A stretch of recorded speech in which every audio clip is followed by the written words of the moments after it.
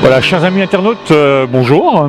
C'était à l'invitation de Philippe Sorel, Marie-Hélène Santarelli et Jackie Galabrin-Boulbe que je me suis rendu ce matin au centre de commandement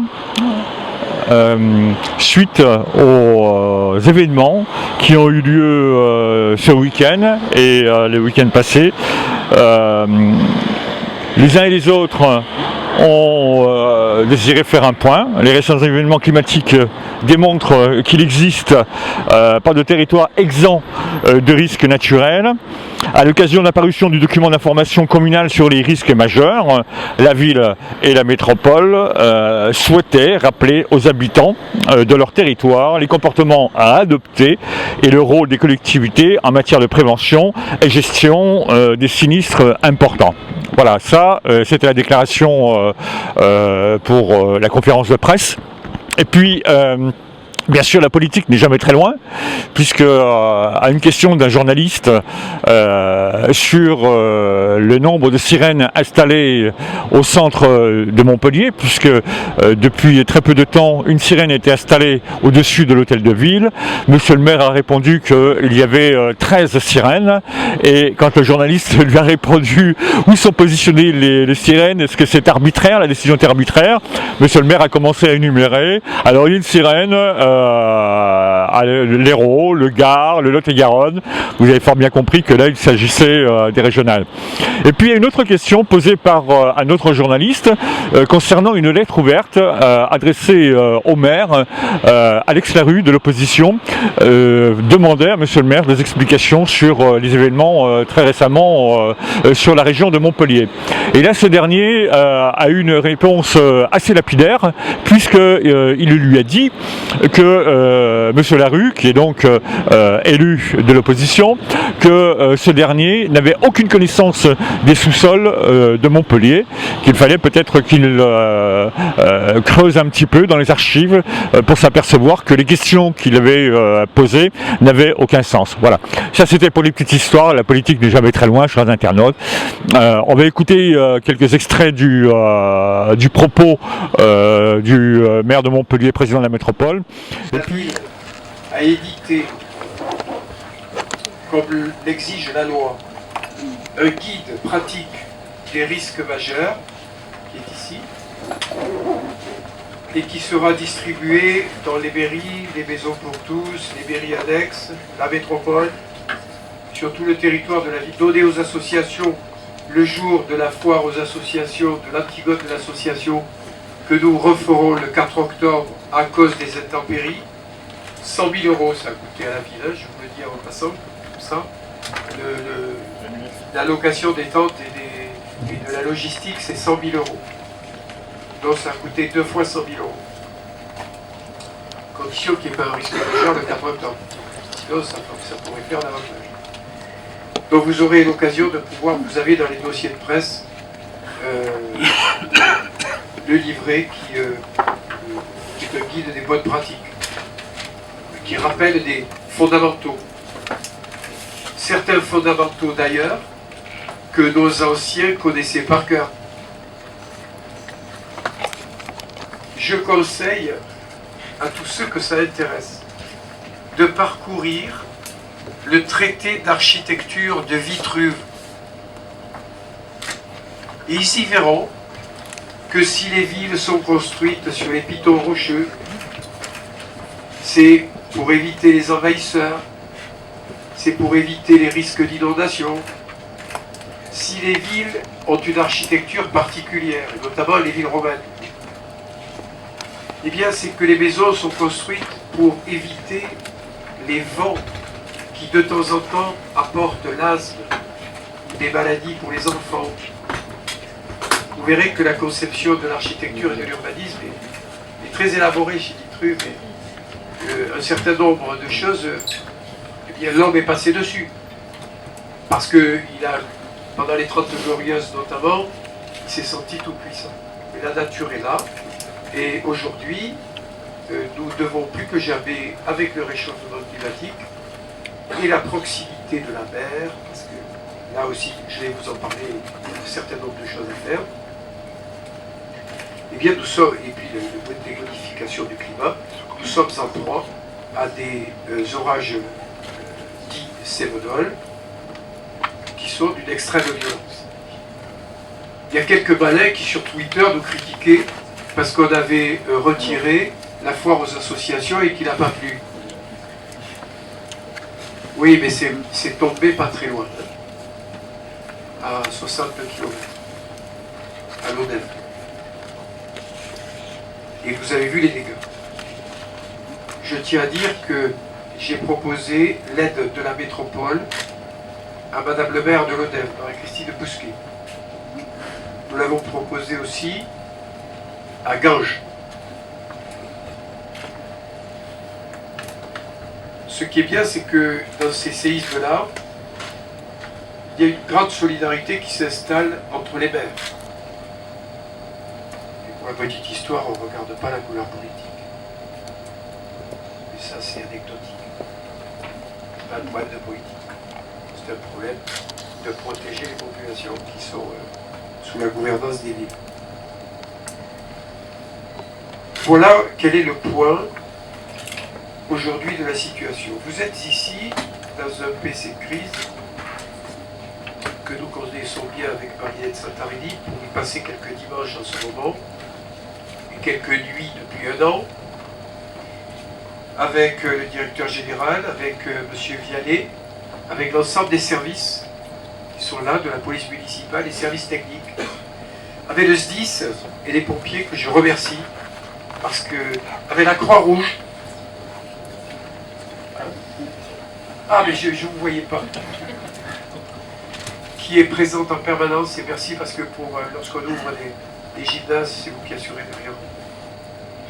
Il y en a des petits malins aussi qui se sont amusés à critiquer notre action lorsque les trains ont été stationnés dans la gare parce que les effondrements des voies n'avaient pas pu permettre leur acheminement vers Paris et qu'on a abrité les enfants des colonies de vacances. Vous y étiez.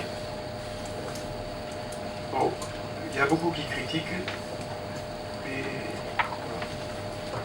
Je ne les vois pas beaucoup quand ça chauffe. Nous avons donc ici, dans ce PC Crise, la possibilité, on va voir un petit film.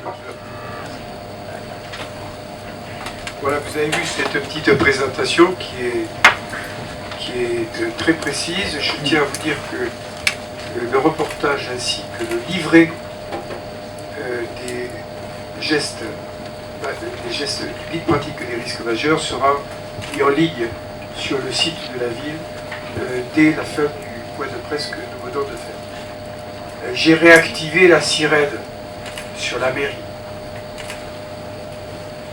C'est une sirène que nous avons essayée avec M. Fina il y a quelque temps et qui marche bien. J'ajoute qu'il y a 13 sirènes dans la ville. Nous sommes en train de les mettre en réseau pour les commander d'un seul poste de commandement. Parce que seul le maire, grâce à son pouvoir de police, peut les activer. La sirène avait été bannie de la ville il y a quelque temps. Rappelez-vous, le mercredi à midi, elle sonnait quand on était gosse. Hein, et pendant quelques années, on n'a plus affaire à elle. Aujourd'hui, elle va reprendre du service. Donc on va pouvoir avertir la population qu'il y a un danger imminent grâce à cette sirène. Et aux 13 sirènes qui sont dans tous les quartiers de Montpellier.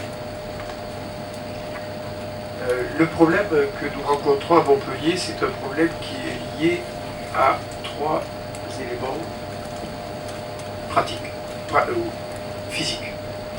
Le premier élément, c'est que la modification du climat. Ça, les épisodes sévenols, ils sont de plus en plus fréquents. Tous les élus du territoire, et du grand territoire, vous le confirmeront.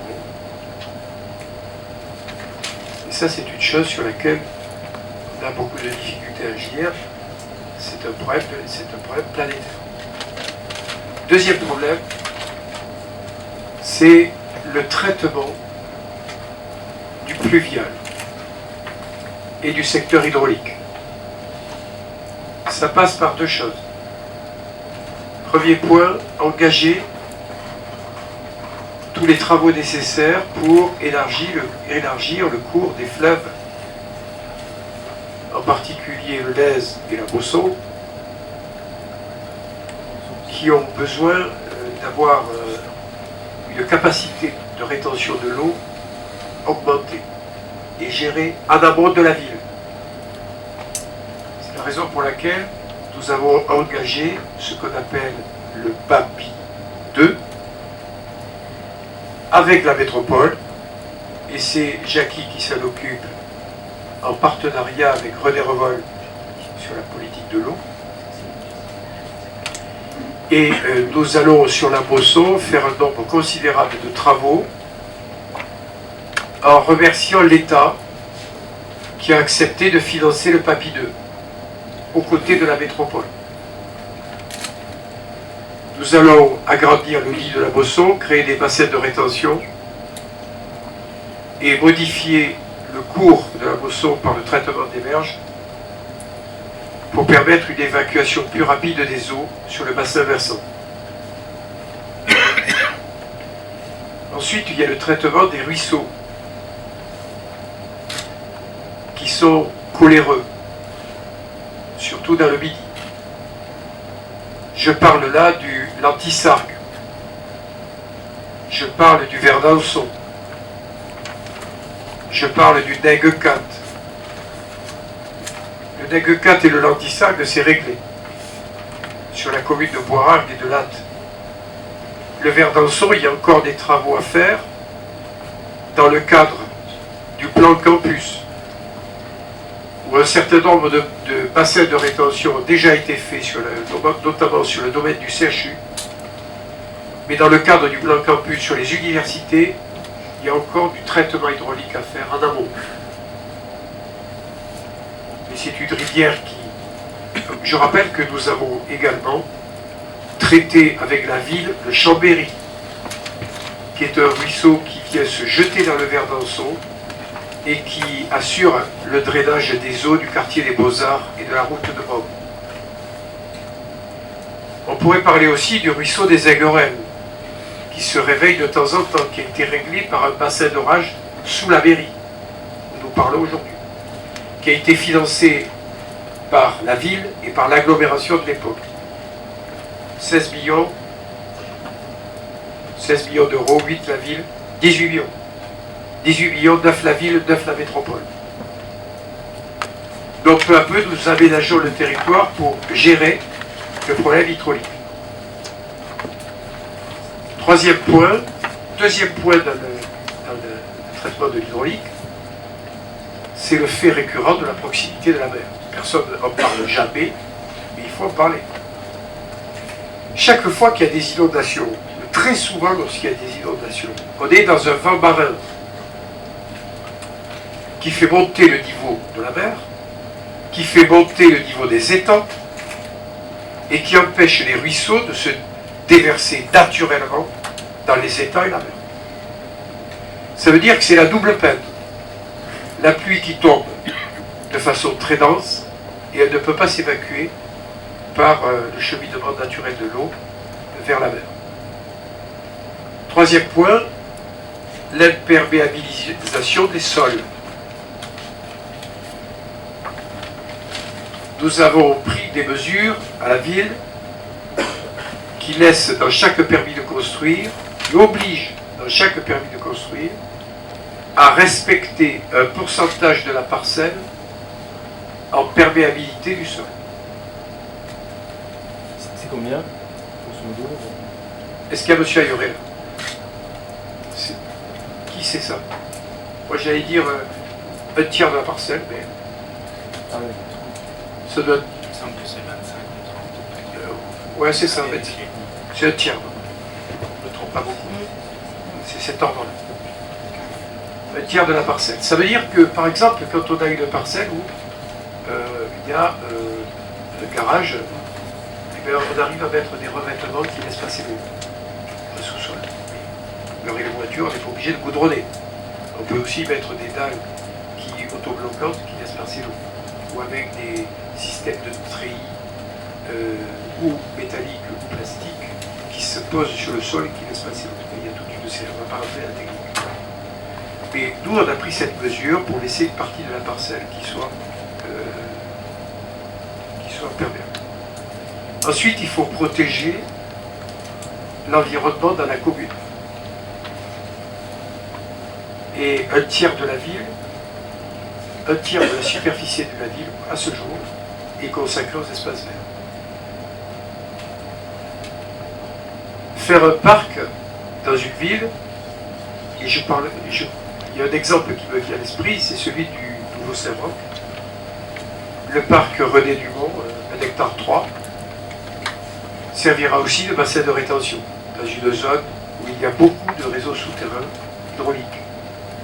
Le ruisseau des Aiguerelles, et puis l'ensemble des petits ruisseaux souterrains qui viennent de drainer la ville sous le point bas, et je parle là de l'Essac, de la Sonnerie, et qui s'évacuent sur la voie ferrée. La voie ferrée joue le rôle de bassin de rétention et de drainage naturel.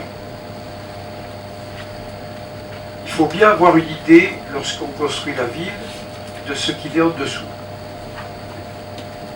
Lorsque vous creusez sur la route de Nîmes, en deçà du Coron, l'eau est à 1 mètre.